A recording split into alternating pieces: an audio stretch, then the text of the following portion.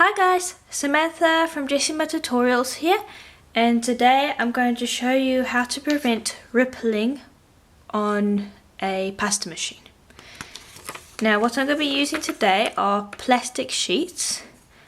I got these from Lucy Clay Tools.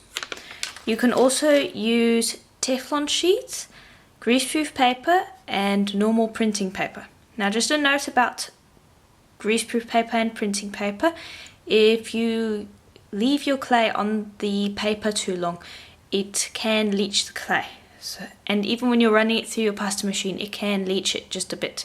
So it's always better to use the Teflon or the plastic sheets, as they won't leach your clay. So I'm going to use the plastic today because I personally find them the best. Now, the ones that I got from Lucy Clay, they have a shiny side and they have a matte side. If you're going to use these, you want to always have your clay sandwiched between the shiny sides. If your clay is touching the matte side, it's going to stick to the matte and it's going to make the process of peeling off the sheets very hard. And this is another reason why I like Teflon or plastic sheets, because the paper has a very matte finish to it compared to this, and so it makes peeling the clay off of the paper very hard, and it's more likely that you'll get rips. So whatever you're using, paper, Teflon, plastic, whatever it is, you want to pop the sheets down in your pasta machine like this and have them folded over like that. And you want to have your piece of clay. Now I'm just using white for this demonstration, but usually you would use a piece of clay like this. So I'll just bring it up. You'd use it to prevent rippling with your nice patterned sheets or your Skinner blends. But I'm going to just use white today because I've got this to the thickness that I like. Plus I'm going to be purposefully ruining the white to show you a few things.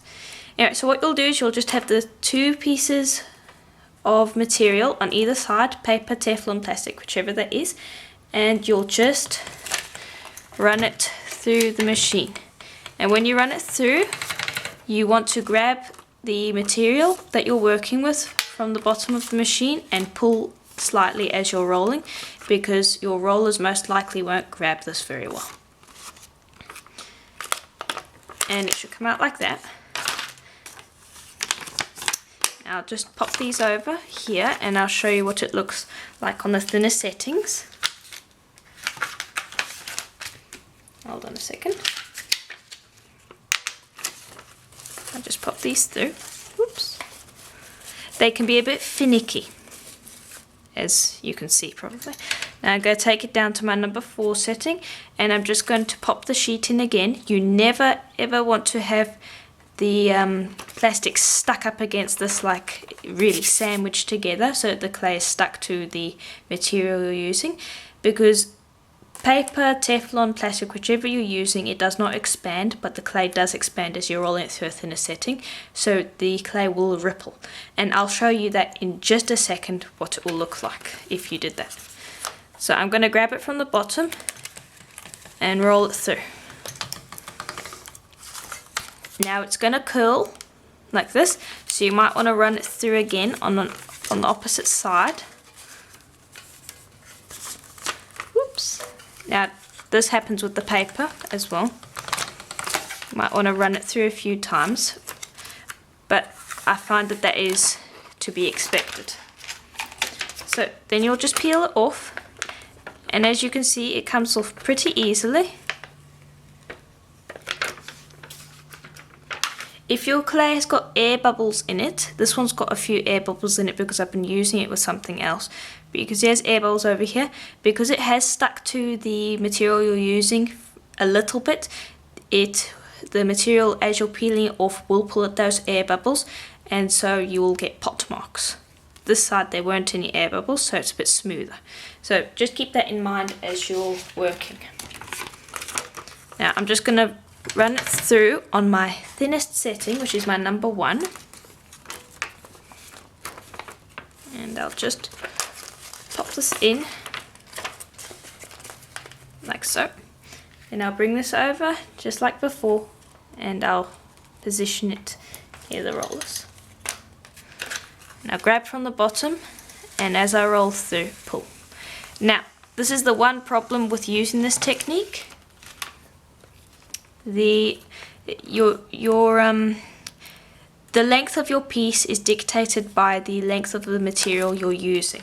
Now these Teflon sheets aren't exactly that long, so I'm not gonna be, if I was doing a skinner blend, I wouldn't really be able to make a piece that long.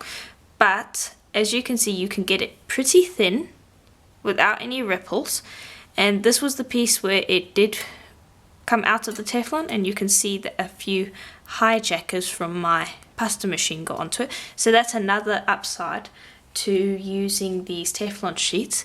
They will prevent any leftover clay that you might have inside your machine from catching on your clay. So now what I'm going to do is I'm just going to show you what it would look like if I sandwiched the clay between the Teflon and didn't give it any room to move.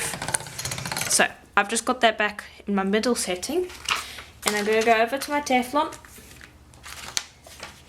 I'm just going to smooth it down. I'll show you that in just a sec. Okay, so you can see that it's sandwiched properly, and I've smoothed it over, so it's quite well stuck. Now I'm going to pop it through my machine, and I'm going to go down 2 settings to my number 2. I was on my number 4, and I'm going to start rolling. So already you can see problems over there. It's rippled. Now if you were just using one color like the white, that would be perfectly fine, except that you might get a few air bubbles like this. But let's imagine you were doing a skinner blend or something like that. Your blend would have been completely ruined. Or if you were using something like this, your pattern would have been completely ruined. So just keep in mind that when you're using the Teflon, you want the clay to be free, like that. And it will run through much easier and much happier as well. So that's basically all it is. And as I said before, you can use plastic, Teflon paper, greaseproof paper. It really doesn't really matter. Just keep in mind that the papers can leach your clay, so you want to be careful of that. Plastic is the preferable material. So I hope that video was helpful to you, and if it was, please check out the links in the description below, as there'll be more links to tutorials like this one, and I hope to see you in the next video. Bye for now.